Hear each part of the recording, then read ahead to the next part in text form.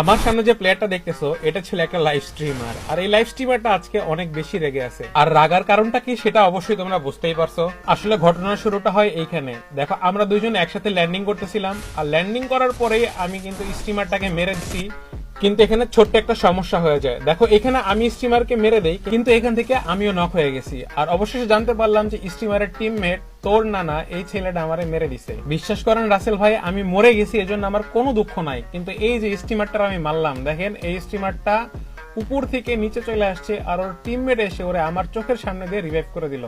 মনটা আসলে খুব খারাপ হয়ে গেছিল, কিন্তু এখানে এমন একটা ঘটনা ঘটে যে কারণে আমার মনটা ভালো হয়ে যায়। ওই সামনে একটা প্লেয়ার ছিল, ওরে আমি মেরে দিছি, আর এই গ্লোয়ালের ওই পাশে আর একটা প্লেয়ার ছিল।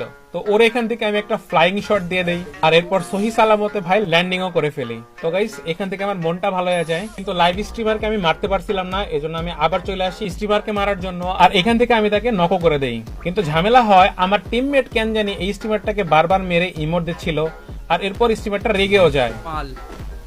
एक एक करके रिवाइव दे बाल, कुछ काम ना हो फिर। দেখো, সে আমাদেরকে কিছু বলতে পারতেছিল না, কিন্তু আসলে খুব রেগে গেছিল। তাই চিন্তা করলাম যে অনেক জ্বালাইছি, এখন আর স্টিমারকে জ্বালানো ঠিক হবে না, তো কাউরে তো জ্বালাইতে হবে। এজন্য আমরা একটু নর্মাল এনিমিদের জ্বালাইতেছিলাম। তো গাইস, এখানে দেখো চিপাই চাপাই এনিমি লোকার ছিল, আর আমি কিন্তু স্নাইপার দিয়েদেরকে মারতেছিলাম। ম্যাচে আর মাত্র দুইটা এনিমি বাকি আছে, আর দুইটা এনিমিকে মারলে আমাদের বুয়া হয়ে যাবে। কিন্তু তার আগে ছোট্ট একটা কথা, তোমরা যারা ডায়মন্ড কিনতে চাও তারা আমার কাছ থেকে ডায়মন্ড কিনতে পারো।